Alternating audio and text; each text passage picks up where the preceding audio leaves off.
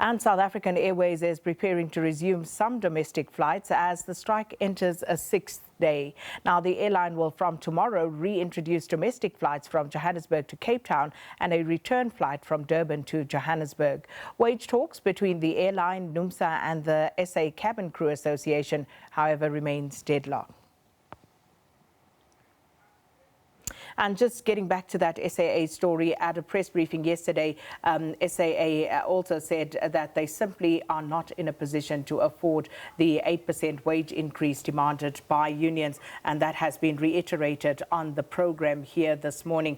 SAA says it can only afford a 5.9% increment, and that will be effective from March next year. And all of this, of course, contingent on whether the airline is able to actually get the money that it would need to implement all of this. And joined once again by SAA board member and chairperson of the board implementation committee, Martin Kingston. Now, Martin, just continuing from that interview that we had earlier on, one of the issues was, of course, the safety concern and the reputational damage that has brought to SAA. So just talk to us about that, because NUMSA, they are sticking to their guns in this particular case.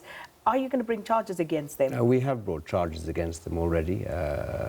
We believe that their statements are not only fundamentally incorrect and wrong, but they're grossly irresponsible and reckless. All they do is cause consternation amongst our passengers, and for no good reason. The Civil Aviation Authority is absolutely satisfied. We have kept them fully briefed every step of the way. In fact, I would have to say that our safety standards are amongst the best in the world. Our pilots and our training pilots don't just work in South Africa, but globally. We have crews and pilots who've been flying this week with extensive experience, 15, 16, 20 years average experience. It's fundamentally incorrect. We've taken legal action, served the papers already. We wish that the unions would desist from making what are fundamentally incorrect and inappropriate statements. So what are you charging them with?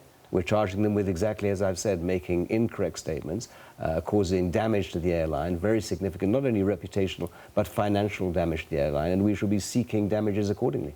And just finally, with regard to the intimidation of non-striking workers, the CEO, acting CEO, Zux Ramasia, actually alluded to that yesterday. Can you tell us a little bit more about it? Well, again, that is unacceptable. We have said to all workers that they are welcome to work with us, and we've said to strikers that if they wish to finish striking, they should come and back to SAA and work for us, and indeed they are doing so in significant numbers. The reality is that the majority of them don't want to be on strike. They don't want industrial action. They wish the airline to survive.